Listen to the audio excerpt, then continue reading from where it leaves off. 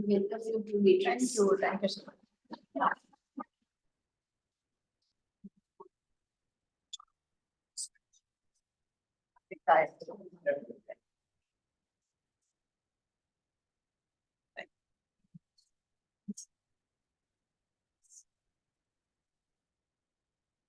Thank you, madam. Thank you very much. Now I request Dr. Veda to take charge of the session. Over to you, madam. Thank you. Mike चालू केला ना. Thank you so much Shilpa. आणि सगळ्यांना नमस्कार. कारण या विषयात interest असलेल्या लोकांसमोर बोलणं म्हणजे खूप छान वाटतं. आणि आपण इन्फॉर्मल ज्या गप्पा आहेत किंवा मी काही जे डॉक्युमेंटेशन केलंय काही काही गोष्टींचं ते आपण ह्या म्हणजे नंतर आपण गप्पा मारूया. पण आता मी पहिलं बेसिक या विषयावर मी जे लेक्चर देते तर ते मी आता देते आणि मग आपण गप्पा. या सृष्टीच्या संदर्भामध्ये हो आहे. या सृष्टीच्या संदर्भात अनेक अनुत्तरित अशा गूढ गोष्टी आहेत. काही मूलभूत प्रश्न आपल्याला अगदी पहिल्यापासूनच पडलेले असतात. म्हणजे मी कोण आहे, कुठून आहे, कुठून आलो, मी ज्या पृथ्वीवर आहे त्याची या सृष्टीची निर्मिती कोणी केली, केव्हा केली, कशासाठी केली असेल. या अशा सगळ्या प्रश्नांबरोबर एक प्रश्न प्रत्येकाला जवळपास एकदा तरी आयुष्यात पडतोच, तो म्हणजे मृत्यूनंतर काय. मृत्यूनंतर आपलं काय होत. मृत्यू म्हणजे समाप्ती का, सगळं संपलं असं असतं का. आणि जर का तसं नसेल तर मग आपण मृत्यूनंतर कुठे जातो. या आणि अशा अनेक प्रश्नांची उत्तरं शोधण्याचा प्रयत्न माणसाने अगदी पूर्वीपासून केलेला आहे. पण तरी सुद्धा सृष्टीचं गूढ खऱ्या अर्थाने म्हटलं तर अनुत्तरित आहे. जेव्हा आपण कुठल्या गोष्टीचं प्रयोगशाळेमध्ये सिद्ध करता येईल अशा गोष्टी मांडतो तेव्हा त्याला आपण थिअरी असं म्हणतो, मॅथमॅटिकल सगळे हे देऊ. पण जेव्हा काही गोष्टींचे असे पुरावे देता येत नाही तेव्हा त्या गोष्टीकडे आपण हायपोथिसिस या गोष्टी याच्यात बघतो. आजचा विषय तोही हायपोथिसिस या कॅटेगरीतनं बघायचा प्रयत्न केला तर तो समजायला जास्त सोपा होईल.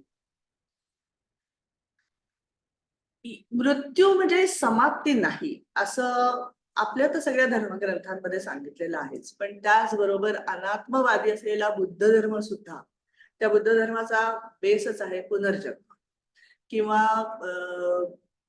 बायबलमध्ये काही जिजसच्या तोंडची जी वाक्य आहेत त्याच्यावरनं हे सिद्ध होतं की तो कोणाच्या रिबर्थ बद्दल बोलतोय. म्हणजेच रिबर्थ म्हणजे माणसाला एकच जन्म नसतो. इस्लाम ह्या गोष्टी मानतच नाही, पण तरी त्यांच्यामध्ये मृत्यूनंतर हूर भेटतात, अमुक भेटतात. मग कोणाला भेटतात म्हणजे काहीतरी मृत्यूनंतर असतं त्यालाच हूर भेटतात. म्हणजे मृत्यूनंतर अस्तित्व असतं असं इकडनं तिकडनं आपण वाचतो. सृष्टीवर ह्या ज्या काही दोन गोष्टी आहेत की सजीव आणि निर्जीव, या दोन गोष्टींचा लाक्षणीय गुण म्हणजे सतत बदलत राहणे. तर का आपण आपलं स्वतःच उदाहरण घ्यायचं तर माणूस एक बाळ म्हणून जन्माला येतो, मग त्याचा तारुण्यावस्था प्राप्त होते आणि मग ती व्यक्ती वृद्ध होते. ह्याच्यामध्ये ते लहान मूल आणि वृद्ध माणूस ह्याच्यात बाह्य रूप कितीतरी बदललं. जर का पक्ष्याचं उदाहरण घ्यायचं तर पक्षी अंड घालतो, त्या अंड्यातनं पिल्लू बाहेर येतात, त्याला पंख फुटतात आणि मग मोठा पक्षी होतो. याच्यात अंड आणि पक्षी बाह्यावस्था खूप बदललेली आहे. झाडाची छोटीशी बी, त्या बी मध्ये त्या झाडाचा अख्खा कॉन्शियसनेस सगळा मावलेला असतो की या झाडाला कुठल्या सीझनला फुलं फळं येणार, हे झाड कसं असतं. एवढीशी बी, त्याचं रोपटं, मग वृक्ष, ह्याच्यात बी आणि वृक्ष कॉन्शियसनेस दोन्हीमध्ये सेम, पण बाह्यावस्था कितीतरी बदललेली आहे. पाण्याच्या बाबतीत म्हटलं तर पाण्याचं उन्हाने बाष्पीभवन होतं, ढग येतात, परत पाऊस तिथेच येतो, बाह्यावस्था. डोंगराची वाळू म्हणून हेच. आपला मृत्यू हे सुद्धा एक बाह्यावस्थाचं बदलणं असतं. जेव्हा बल्ब जातो तेव्हा आपण काय करतो तर तो बल्ब काढतो, तिथे दुसरा बल्ब लागतो आणि तीच इलेक्ट्रिसिटी आपण दुसऱ्या बल्ब मध्ये सोडतो, बल्ब प्रकाश द्यायला. आपले शरीर हे एक बल्ब सारखं असतं की एकाचा मृत्यू, ऊर्जा तीच आणि दुसरा बल्ब. या गोष्टी आपल्या पुराणांमध्ये खूप छान पद्धतीने सांगितलेल्या आहेत. पण सामान्य माणसापर्यंत पुराणातलं, वेदांमधलं ज्ञान की जे पराज्ञान होतं, ते सामान्य लोकांपर्यंत मांडण्यासाठी तेव्हा काही आख्यायिका केल्या गेल्या की एक आटपाट घर होतं, तिथे राजा राणी राज्य करत होते, शंकर पार्वती चालले होते. मग ते असं म्हणाले की जेणेकरून सामान्य लोकांपर्यंत ते पोचावं. आता आपल्या शिकलेल्या मनाला या गोष्टी पटत नाहीत. आपल्याला ती पुराणातली वांगी वाटतात. आणि बरोबर आहे. पण दरवेळेला आणि बरोबरच आहे म्हणजे पण ज्या गोष्टी आपल्याला दिसत नाही त्याचा दरवेळेला बाप दाखवून येते श्राद्ध कर या कॅटेगरीत आपण या गोष्टी नाही हे करू शकत. कारण अशा खूप गोष्टी आहेत. माझं माझ्या मुलांवर प्रेम आहे, माझी देवावर श्रद्धा आहे, माझा देशाभिमान आहे. या गोष्टी तुम्ही प्रयोगशाळेत नाही दाखवू शकत किती आहे. You feel it. आपण मोबाईल बघतो, कुठल्या तरी ह्याच्यातनं टॉवर मधनं आपल्याला टीव्ही पर्यंत येतं, टीव्ही दिसतो, मधल्या गोष्टी दिसत नाही, डायरेक्ट रिझल्ट दिसतो आपल्याला. त्यामुळे मृत्यूनंतरचं आयुष्य हे याच प्रकारचं आहे. आपण आता आत्म्याचा प्रवास की हा आपला प्रवास आहे. तर आत्मा म्हणजे नक्की काय? तर आपण लहानपणापासून एवढ्याच काही काही फक्त गोष्टी ऐकलेल्या असतात की याचा आत्मा भरकटतो, त्याचा आत्मा भरकटतो. तर आत्मा कधीच भरकट. आत्मा म्हणजे आपल्यातली अत्यंत पवित्र अशी कॉस्मिक एनर्जी आहे, वैश्विक ऊर्जा आहे की ज्याच्यामुळे आपण सजीव आहोत. त्याच्यामध्ये कधी भेसळ होऊ शकत नाही. 13.6 बिलियन वर्षापूर्वी जेव्हा सृष्टीची निर्मिती झाली तेव्हा एक पेशीपासून या सजीव सृष्टीची निर्मिती झाली. तेव्हा ती पेशी सजीव करण्यासाठी जी ऊर्जा कॉस्मिक एनर्जी आहे आतमध्ये ती ऊर्जा म्हणजे आत्मा. मग भरकटतो काय, अनुभव कसले येतात, तर ते आपल्या स्पिरिट बॉडीचे येतात. आपण फक्त शरीर आणि आत्मा एवढ्या दोनच गोष्टी, पण आपलं शरीर म्हणजे फिजिकल बॉडी, स्पिरिट बॉडी आणि सोल. इंग्लिशमध्ये ह्याला स्पिरिट आणि सोल अशा दोन खूप छान हे आहे. एखाद्याचं स्पिरिट दिसलं असं याच्यात, सोल दिसला म्हटलं तर ते स्पिरिट असतं. त्या तीन गोष्टी आहेत, दोन गोष्टी फक्त नाही. आपल्याला असं वाटतं की आपण शास्त्रात एवढी प्रगती केली आहे, आपण आता मंगळावर जातोय, इकडे जातोय, सगळीकडे जातोय, पण आपलं शरीर आपल्याला जरी कितीही वाटलं, आपण आता गुडघे कृत्रिम लावतो, हृदय सुद्धा कृत्रिम लावतायत, युट्रेस हे झालेले आहेत, पण माणसाला एक गोष्ट समजत नाहीये, म्हणजे कृत्रिम रासायनिक प्रक्रियेने सेल बनवलेला आहे माणसाने, पण ते सजीव करता येत नाही आज. म्हणजे किंवा कॅन्सर हे काय आहे, तो व्हायरस नाही, तो बॅक्टेरिया नाही, तर आपल्यातली एक कुठली तरी पेशी बंड करून उठते आणि ती मल्टिप्लाय व्हायला लागते, त्याची गाठ होते. पण मग त्या पेशीतला कॉन्शियसनेस कुठल्या कुठल्या गोष्टींमुळे बदलला, या मुळापर्यंत अजून थोडंसं जाणं अवघड जातं. अशा खूप गोष्टी आहेत की ज्या आपल्याला वाटलं आपल्याला सगळं गवसलंय तरी नाही गवसलंय, म्हणजे आपल्या शरीराच्या बाबतीतल्या सुद्धा. जेव्हा आपण आपलं शरीर असं म्हणतो तेव्हा सांगायची गोष्ट म्हणजे एक आपली फिजिकल बॉडी की ज्याच्यामध्ये आपली इंद्रिय, रक्त, स्नायू सगळे काम करतात. दुसरी असते आपली स्पिरिट बॉडी की ज्याच्यामध्ये आणि तिसरं कारण देह. की जे स्पिरिट बॉडी म्हटलं ते फिजिकल बॉडी आणि स्पिरिट बॉडी हे मिळून आपल्याला शरीरामध्ये एकूण 7 कोश असतात. त्यातले अन्नमय कोश, अन्नाचं खाणं, ऊर्जा निर्मिती, हा अन्नमय कोश आणि प्राणकोश, प्राण, अपान, उदान, व्यान, समान हे 5 वायू आपापली वेगवेगळी कामं करत असतात. हे अन्नमय कोश आणि प्राणमय कोश हे आपल्या शरीरामध्ये असतात. त्याच्या बाहेर असतो तो वासना कोश असतो शरीराच्या बाहेर, की जिथे आपल्याला जन्मापासून मृत्यूपर्यंत आपल्या मनामध्ये निर्माण होणाऱ्या वेगवेगळ्या इच्छा, चांगल्या वाईट दोन्ही, त्या इच्छांची निर्मिती आणि साठवणूक ही या वासना कोशामध्ये असते. त्याच्या बाहेर असते मनोमय कोश की जिथे आपलं संस्कारांचं साठवणूक असते. सगळे संस्कार आपले असेच्या असे फिल्टर झालेले दिसतात. काही काही आत फिल्टर होतात, काही काही जे चित्त आपलं योग्य वेळेला बाहेर काढतं. त्याच्या बाहेर असतो मनोमय कोश, विज्ञानमय कोश, आनंदमय कोश. हे 7 कोश मिळून आपल्या शरीराच्या भोवतीचा ऑरा बनतो. की ज्याच्यामध्ये आपले थॉट्स पण असतात, आपले इमोशन्स, थॉट्स, इच्छा. आणि हा औरा आपण पूर्वी फक्त देवादिकांच्या मागे पिवळा बघितलेला असतो, पण हा पूर्ण शरीराचा औरा आपल्या प्रत्येकालाच असतो. आणि पिप स्कॅन किंवा किर्लियन फोटोग्राफीने आपण आपला औरा स्वतःचा फोटोग्राफी करून बघू शकतो. MIT मध्ये ते सेंटर होतं, आता इतर बऱ्याच लोकांनी ते घेतलेले आहेत सॉफ्टवेअर. आणि आपण आपला औरा फोटोग्राफ म्हणजे आपण आपल्याला हे लक्षात येतं की हो, या प्रत्येक कोशाचे वेगवेगळे रंग आणि हे येतात, प्रत्येकाचा औरा वेगळा असतो. त्याच्यातला जो आपला सूक्ष्म देह असतो किंवा स्पिरिट बॉडी असते, ती मृत्यूनंतर शिल्लक राहते. मृत्यूनंतर आपल्याला अनुभव येतो तो आत्म्याचा नसून स्पिरिट बॉडीचा असतो. पण मृत्यूनंतरच ही बॉडीचे अनुभव येतात असं नाहीये, तर जिवंतपणे सुद्धा हे स्पिरिट बॉडीचे एक्सपिरियन्सेस येतात. जेव्हा ऍक्सिडेंट होऊन मृत्यूच्या जवळ अगदी म्हणजे मरणासन्न झालाय मनुष्य, अशा अवस्थेत जातो, कोमातले पेशंट्स, अॅनेस्थेशिया मधले पेशंट्स, त्यांना एक ठराविक पद्धतीचा अनुभव येतो. त्याचं मी डॉक्युमेंटेशन केलेलं आहे, ते आपण नंतरच्या ह्याच्यात बोलूया. ही लोक जेव्हा ते कॉन्शियस अवस्था त्यांना प्राप्त होते, तेव्हा ती लोक त्यांच्यावर काय काय झालं हे सगळं सांगतात. कोमातले पेशंट सांगतात की वॉर्डमध्ये ह्या गोष्टी झाल्या, किंवा अगदी अनकॉन्शियस असलेला माणूस ऑपरेशन थिएटरमध्ये काय काय गोष्टी झाल्या, मग डॉक्टर माझ्या नातेवाईकांना काय म्हणाले, अशा गोष्टी सांगतात. ऍक्सिडेंट मधली माणसं, मला कोणी आणलं, काय झालं, किती बाटल्या रक्त दिलं, इथपर्यंत डिटेल्स. तेव्हा हे तुला कसं माहिती हे विचारल्यावर ही माणसं सांगतात, कारण मी माझ्या शरीराच्या बाहेर होतो, मी बघत होतो सगळं.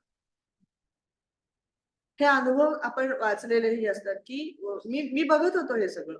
मग हे जे बाहेर पडलेला देह असतो ही आपली स्पिरिट बॉडी असते. आणि ह्याच्यामध्ये हा जो बाहेर पडलेला देह असतो हा एका कॉर्डनी आपल्या फिजिकल बॉडीला जोडला गेलेला असतो, ज्याला सिल्वर कॉर्ड असं म्हणतात, किंवा ज्याला पतंजलीने योगसूत्रामध्ये सूत्रात्मा असं म्हटलेलं आहे. ह्या सिल्वर कॉर्डनी ही बाहेर पडलेली स्पिरिट बॉडी आपल्या फिजिकल बॉडीला जोडली गेलेली असते. आणि ही बाहेर पडलेल्या बॉडीला कुठल्याही वेदना जाणवत नाहीत, ज्या फिजिकल बॉडीला जाणवत असतात. ही 4 डायमेन्शनल बॉडी असते, ती इकडे तिकडे जेवढी ती कॉर्ड पसरू शकते तेवढं त्याचं भ्रमणही असतं आणि ती परत फिजिकल बॉडीमध्ये येते. आपण पूर्वीपासून काही गोष्टी बोलीभाषेत असतात, काही वाचलेल्या असतात की त्याच्या आयुष्याची दोरी बळकट आहे. ती दोरी म्हणजे काय, तर ह्या सूत्रात्मा ही जी कन्सेप्ट आहे योगामध्ये, त्याला आपण आयुष्याची दोरी म्हणतो. की ही दोरी जोपर्यंत तुटत नाही तोपर्यंत माणसाला मृत्यू येत नाही, कारण आपली स्पिरिट बॉडी परत आपल्या शरीरामध्ये येऊ शकते. जे काही काही पेपरमध्ये आपण वाचतो की बाळंतीण झालेली बाई म्हणजे क्लिनिकली डेड होती, पण परत श्वास घ्यायला लागली, जिवंत झाली. तेव्हा ती क्लिनिकली डेड असते, पण जोपर्यंत तुमचा सूत्रात्मा किंवा सिल्वर कॉर्ड पूर्णपणे तुटत नाही तोपर्यंत स्पिरिट बॉडी जर का शरीरामध्ये परत आली तर माणसाचं परत आयुष्य चालू होतं. मेडिकल ह्याच्यामध्ये खूप हे अनुभव लोकांना येतात. ह्याच्यावरचे प्रयोग जे झालेले आहेत ते म्हणजे आउट ऑफ बॉडी एक्सपिरियन्स आणि नियर डेथ एक्सपिरियन्स. ही जी स्पिरिट बॉडी बाहेर पडते आणि एक्सपिरियन्सेस येतात त्याला आउट ऑफ बॉडी एक्सपिरियन्स असं म्हणतात. की जे आता मी जे सांगितलं की ही बॉडी बाहेर पडते, ही कुठे कुठे काय काय झालंय बघते, ऐकते, ते बाहेर पडलेल्या बॉडीमध्ये पण त्याची मेमरी साठवली जाते. की ते ऐकणं आणि ते त्या व्यक्तीने सांगणं, म्हणजे ही मेमरीचं स्टोरेज पण झालेलं आहे तिथे. त्याला आउट ऑफ बॉडी एक्सपिरियन्स असं आपण म्हणतो. आणि ह्याच्या पुढचा जो एक एक्सपिरियन्स येतो तो खूप प्रोफाउंड असतो. तो आलेल्या लोकांचं लाईफच बदलून जातं, म्हणजे त्यांची आयुष्याकडे बघण्याचा दृष्टिकोनच बदलून गेलाय असं ही लोक सांगतात. त्याला आपण टनेल एक्सपिरियन्स असं म्हणतो. ह्याच्यामध्ये ही बाहेर पडलेली स्पिरिट बॉडी, आपण जे चित्र बघतो टनेल, अंधार आणि मग light, this is specific tunnel experience. की हा अनुभव आउट ऑफ बॉडी एक्सपिरियन्स मध्ये येत नाही, पण पुढे जेव्हा या लोकांना येतो तेव्हा काही काळापुरती ही बॉडी प्रचंड वेगाने एका अंधाऱ्या पोकळीमध्ये किंवा घमेल्यासारखं, काही लोक त्याचं वर्णन घमेलं असं करतात, काही बोगदा असं करतात. त्या बोगद्यामध्ये अंधारमय ह्याच्यामध्ये ही बॉडी प्रचंड वेगाने फिरत असते आणि तिथून बाहेर पडल्यावर ते आम्ही एका सुंदर प्रकाशामध्ये माझी बॉडी आली होती. मी एका अशा प्रकाशात आलो होतो की जो मी कधी इथे बघितलेला नाहीये. आणि तिथे मला माझ्या आधीची गेलेली लोक भेटली, माझे गुरु भेटले, असं ही लोक सांगतात. तिथे एवढं छान वाटत होतं की मला परतच यायचं नव्हतं. अगदी 4-5 मिनिटाचा अनुभव लोकांना येतो फक्त. आणि तिथून परत आलेली, तिथून ऑब्व्हियसली सूत्रात्मक बॉडी परत सिल्वर कार्ड मधनं आपल्या फिजिकल बॉडीमध्ये येते. पण लोकांना तो जो अनुभव येतो त्याच्यानंतर त्यांचं हे सगळं बदलून जातं. याच्यातले हा अनुभव फक्त मोठ्या माणसांना येतो अशातला भाग नाही. हा अनुभव लहान मुलांना पण येतो. डॉक्टर मोर्सनी काही असे आजार होऊन किंवा ऍक्सिडेंट मध्ये असलेल्या मुलांवर हे प्रयोग केले. 121 मुलांवर त्यांनी प्रयोग केले.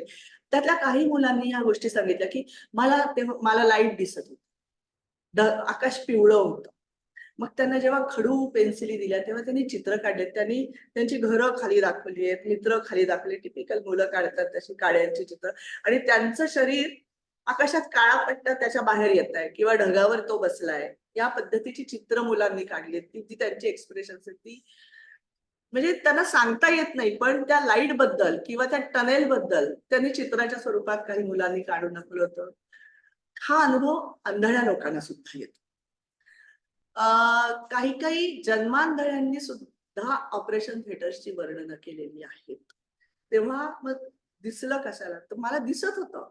म्हणजे त्यांच्या बाहेर पडलेल्या स्पिरिट बॉडी तिथे बघून लक्षात ठेवलं होतं. त्या व्यक्तीला फिजिकल बॉडीला जरी दृष्टी नसली तरी स्पिरिट बॉडी ते बघत होते. म्हणजे हा अनुभव आंधळ्यांना पण येतो. म्हणजे हा अनुभव येतो तेव्हा त्याला मनुष्य जातीला तो अनुभव येतो. डॉक्टर रॉबर्ट स्पेजलर नावाचे एक प्रसिद्ध न्यूरोसर्जन आहेत. म्हणजे जगात वेगवेगळ्या देशांमध्ये त्याचे फ्लाईट्स घेऊन अक्षरशः न्यूरोसर्जरी करत असतात.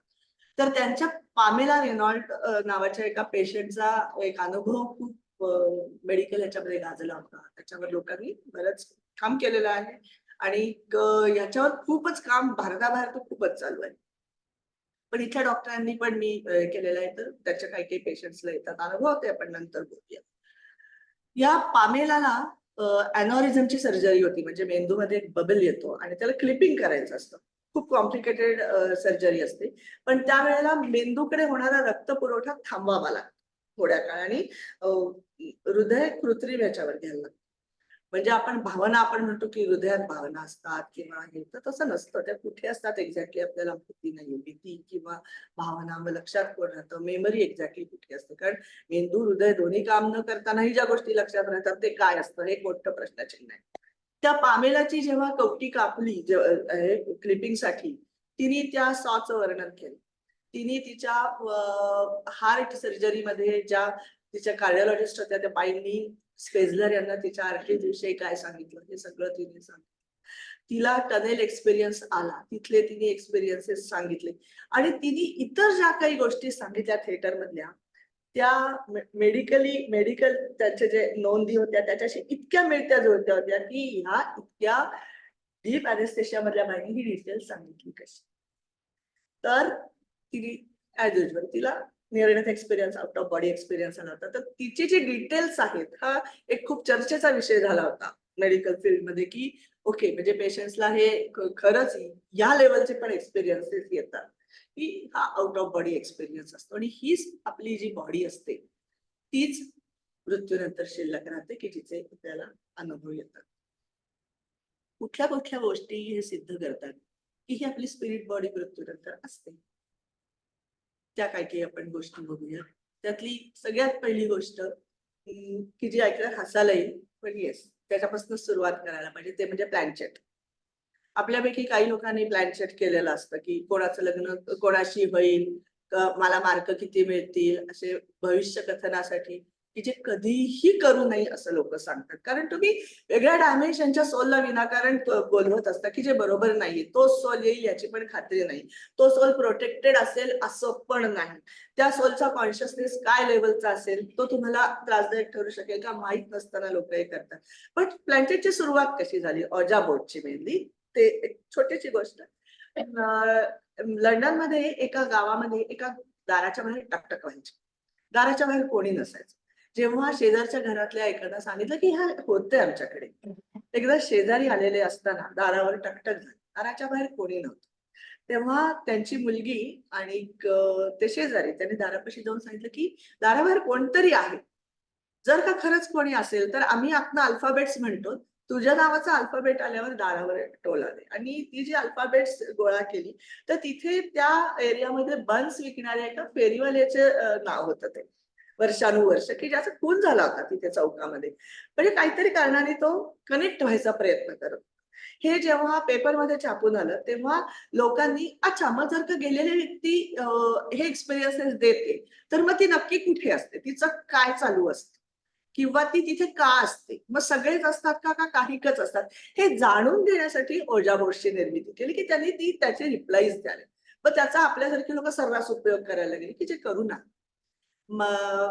माधवराव काटदरे पूर्वीचे जे कवी होते त्यांनी त्यांच्या मुलाशी गेलेल्या मुलाशी प्लॅनचॅटच्या माध्यमातून त्याचं आयुष्य कसं आहे हे जाणून घ्यायचा प्रयत्न केला होता. किंवा मद्रासचे कलेक्टर पंटलू यांनी पण हे ओझा बोर्ड वापरून त्यांच्या मुलाशीच कनेक्ट होऊन काही उत्तर मिळवायचा प्रयत्न केला होता की तो काय करतोय, त्याची मनस्थिती कशी, तो का आहे अजून, म्हणजे अशी वेगवेगळी. पण ज्या अर्थी हे रिप्लाईज येतात त्या अर्थी त्या गेलेल्या व्यक्तीचं मृत्यूनंतर अस्तित्व असतं. दुसरी गोष्ट म्हणजे ऑटोमॅटिक रायटिंग. आपण तलाश पिक्चर आपल्यापैकी बऱ्याच जणांनी बघितलेला आहे. तर तलाश मध्ये ज्या पारसीबाई रायटिंग करताना दाखवल्या त्याची काही लोकांनी टिंगल पण केली. पण ऍक्च्युअली म्हणजे मी तर गोळाच केलेत ते पुरावे पीएचडीच्या वेळेला की येस, सुशांत चिखलपट्टीचे केस काही लोकांना माहिती असेल. आपला आहे नंतर घोरपडे म्हणून जे 10-12 वर्षापूर्वी 3 बॅडमिंटन प्लेअर बालेवाडीला ऍक्सिडेंट मध्ये गेले, त्या एका घोरपडेचे पण आई करते. तर ह्याच्यामध्ये गेलेली व्यक्ती जिवंत माणसाच्या हातनं सरसकट सगळ्या नाही, चोजन वन म्हणजे हातनं काही लिखाण करून घेते. म्हणजे आधी येत नाही पण नंतर यायला लागतात काही गोष्टी. काही वेळेला अगदी म्हणजे जिवंत माणसाला अजिबात चित्र येत नसतात पण काही चित्र अशी काढून घेतली जातात आणि बरेचदा ह्याच्यामध्ये काही काही मेसेजेस असतात. म्हणजे कधी कधी फ्युचरमध्ये फॅमिलीच्या बाबतीत घडणाऱ्या घटना सुद्धा लिहून आलेल्या असतात. किंवा ओव्हरऑल काय काय घडणार आहे मानव जातीमध्ये ह्या गोष्टी फ्युचरच्या की ज्या घडतात, म्हणजे ऍक्च्युली त्या गोष्टी घडत असतात. आणि आपल्या मनाचं यावं तर ही चित्र काय असतात, एवढी बोलकी चित्र की चित्रातनं का काही काही गेलेले सोल्स एक्सप्रेस होतात. पण या गोष्टी होतात. श्यामक दावरच्या ज्या आध्यात्मिक गुरु होत्या खुर्शीद भावनगरी, त्यांचं laws of the spirit world वाचलं असेल काही लोकांनी. तर त्यांची 2 मुलं विस्पी आणि रतू ही तेव्हा एक्सप्रेसवे नव्हता, त्या जुन्या एक्सप्रेसवेवर ऍक्सिडेंट मध्ये गेली. तेव्हा रेपेन्सी रोडच्या एका मीडियम म्हणजे जे गेलेल्या लोकांशी संवाद साधू शकतात, आपण सगळे साधत आहेत पण रायटिंग करणारे लोक परत मीडियमच असतात. तर त्यांनी सांगितलं की तुमची मुलं माझ्याशी काहीतरी बोलतायत. मग त्यांच्या मदतीने त्यांनी ऑटोमॅटिक रायटिंग त्या शिकल्या आणि ते दोघेही जण रायटिंग करत होते. 20-25 वर्षाचं त्यांचं बाळ होतं की त्यांना असं वाटलं की हे आपण लोकांपर्यंत पोहोचवायला पाहिजे की नक्की काय असतं. म्हणून त्यांनी ते पुस्तक हे केलं. स्वतः श्यामकदावर मीडियम आहे, त्यांनी त्या पुस्तकाचं सगळं एडिटिंग केलेलं आहे. पण त्याचं सगळं ओरिजिनल मला सुदैवाने श्यामकडनं बघायला मिळालं. तर ते एडिटिंग झाल्यानंतर त्यांनी laws of the spirit world बऱ्याच भाषांमध्ये ते हे झालेलं आहे. पुण्यामध्ये एक नॅन उमरीगर नावाच्या बाई होती, पारसीबाई, त्या 90व्या वर्षी गेल्या. तर त्यांचा मुलगा महालक्ष्मी रेसकोर्सवर गेला. तर त्याच्या मुलाबरोबर ऑटोमॅटिक रायटिंग करायचं आणि पुण्यातल्या बऱ्याच लोकांना त्यांनी हेल्प पण केलेली होती. आणि त्याचे जे काही एक्सपिरियन्सेस आहेत ते नंतर बोलूया. तर ह्या रायटिंग मध्ये हे सोल्स येतात, या गोष्टी सांगतात, म्हणजे त्यांचं मृत्यूनंतर अस्तित्व असतं. आणि काही वेळेला ते रायटिंग नंतर थांबतं, त्याचं रिझन कळत नाही. तेव्हा मे बी रिबॉर्न झाले असतील, कारण नसताना कसं. त्याच्यात तिसरी गोष्ट की मृत्यूनंतर अस्तित्व असतं ते सांगणारी गोष्ट म्हणजे स्वप्नामधले संदेश. मग अशी आपण बोलत होतो की भूत. आपल्यापैकी किती जणांना भूत या गोष्टीचा अनुभव आला नाही. पण आपण ट्रिपला जाणे आणि भूताच्या गप्पा, खरं तर 10,000 कोणाला तरी एकाला भूताचा अनुभव येतो. ते कोकणात आमच्या इथे वाडीमध्ये असं व्हायचं तसं व्हायचं.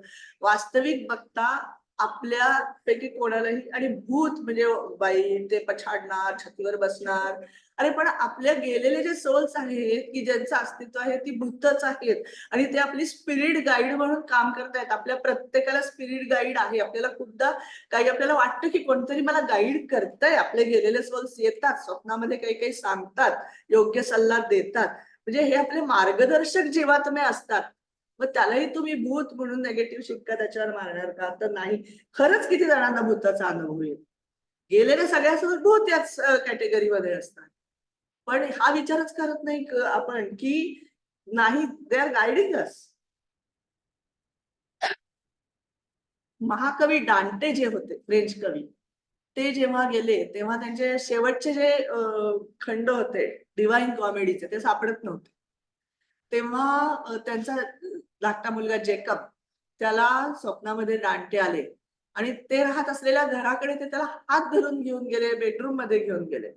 पण त्याला असं वाटलं पण ते जगलो स्वप्न, एवढं ते असं जनरल आल्यासारखं नव्हतं. तो दुसऱ्या दिवशी त्या घरात गेला तर त्यांच्या बेडरूम मध्ये ज्या भिंतीवर वडिलांनी हात फिरवला तिथे चिकाचा पडदा होता. तो पडदा त्यांनी बाजूला केला तर त्या मेणबत्ती ठेवायचा कोनाडा होता. त्या कोनाड्यामध्ये डिवाइन कॉमेडीचे खंड. म्हणजे हे हा मेसेज होता का स्वप्नामध्ये? येस होता. एका वकिलांचं मृत्यूपत्र असंच प्रॉब्लेम मध्ये होतं की जुनं मृत्यूपत्र होतं हातात की ज्याच्यात फक्त मोठ्या मुलाच्या नावावर सगळी बरीच इस्टेट होती ती होती. पण ते असं करणार नाहीत हे सगळ्यांना वाटत होतं. पण मृत्यूपत्र फार विचित्र होतं. त्यांच्या मुलाच्या स्वप्नामध्ये वडील यायला लागले आणि ते एकच कोट घालून ते फक्त कोटाची एक बाजू उघडून दाखवायचे दरवेळेला स्वप्नामध्ये. मग त्यांचं सामान शोधलं, त्याच्यात तो कोट होता. तो कोटाच्या आतल्या सॅटिनच्या खिशामध्ये त्यांनी मृत्यूपत्र केलेलं होतं शेवटच्या आजारामध्ये, की जे ठेवायचं राहून गेलेलं होतं. आणि मग ते सगळे परत त्याची वेळ आली. म्हणजे कुठेतरी या सोलनी सगळ्यांना ह्याच्यापैकी त्या स्वप्नात येऊन मेसेज दिलेला होता. म्हणजे त्यांचं मृत्यूनंतर अस्तित्व होतं. इथे एक टिळक म्हणून, कर्नल टिळक म्हणून पुण्यात राहतात. तर ते म्हणले की अहो मी खरं नास्तिक आहे, पण आमच्या सोसायटीमध्ये बाहेर पाईपलाईन टाकण्याचं काम चालू होतं. तर आम्हाला 2-3 दिवस सगळ्या स्कूटरी बाहेर लावायच्या होत्या कारण खणलं होतं. तर माझ्या शेजारी, आम्ही 25 वर्षाचे शेजारी, पण माझा मित्र तो 6 वर्षापूर्वी गेला. तर माझ्या त्या दिवशी तो रात्री स्वप्नात आला. त्यांनी मला अक्षरशः उठवलं आणि म्हणजे उठवल्यासारखं केलं, गप्पा मारल्या, म्हणाला की चोराला आमंत्रण म्हणून किल्ली पण ठेवली का स्कूटरला? मला जाग आली, म्हणे मी खाली गेलो तर किल्ली स्कूटरला होती रस्त्यावर. पण म्हणजे असे खूप अनुभव लोकांनी शेअर केलेले आहेत की जे लोकांना येतात. पण हे स्वप्नामध्ये येऊन, किंवा एक माझ्याकडे रिग्रेशनच्या वेळेला एक व्यक्ती यायची, ते म्हणले की डिव्होर्स झाला होता आणि मी आत्महत्या करणार होते.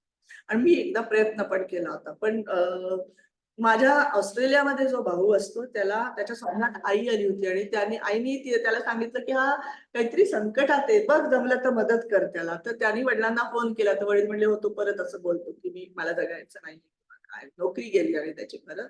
मग त्याने ते परत बजाजला मित्राला हे करून काही करता येईल, त्या माणसाची नोकरी चालू झाली. पण म्हणजे ह्या काळजीपायी आईच्या स्पिरिटनी दिले, स्वप्नात येऊन ते मोठ्या भावाकडे ह्या गोष्टी करून घेतल्या असतात. म्हणजे हे स्पिरिट गाईड्स असतात की जे स्वप्नात येऊन आपल्याला हेल्प करत असतात. तर ज्या अर्थी ह्या गोष्टी घडतात त्या अर्थी त्या काही काही व्यक्तींचं अस्तित्व असतं. ह्याच्यातली चौथी गोष्ट म्हणजे सदेह दर्शन.